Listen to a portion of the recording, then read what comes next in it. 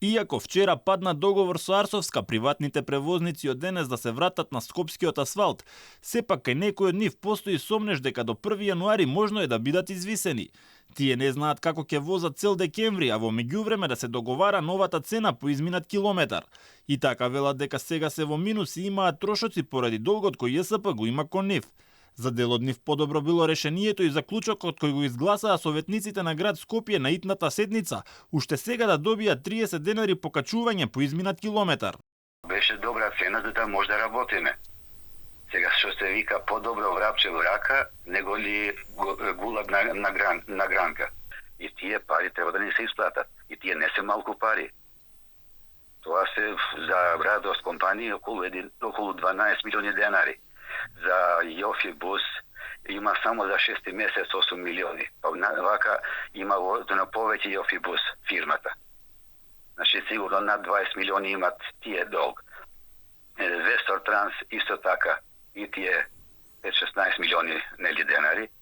Алфа дознава дека приватниците инсистираат на уште една средба со дел од советниците од градот Скопје, на кој треба да се договора цената по изминат километар, а која ќе треба да важи по 1 јануари. Во моментов скопјани ги услужуваат околу 150 приватни автобуси, но тоа не е доволно за да можат да го извадат ЈСП од хаосот во кој се наоѓа.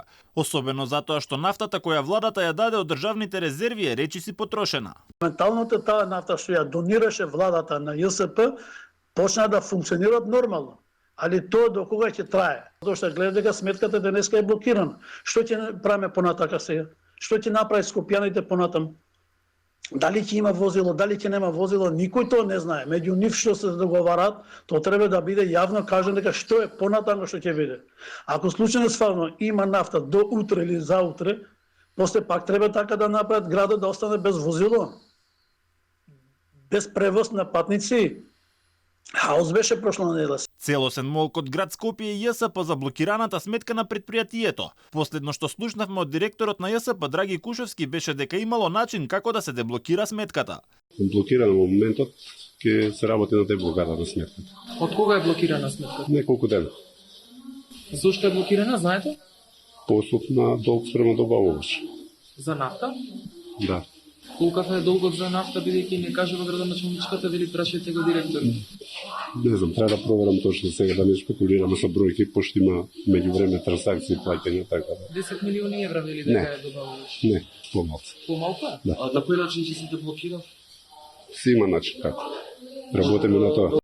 Откако државата му даде на ЈСП дел од државните резерви, околу 250 автобуси циркулираат низ метрополата со последните капки нафта, но никој не знае како ќе функционира од утре.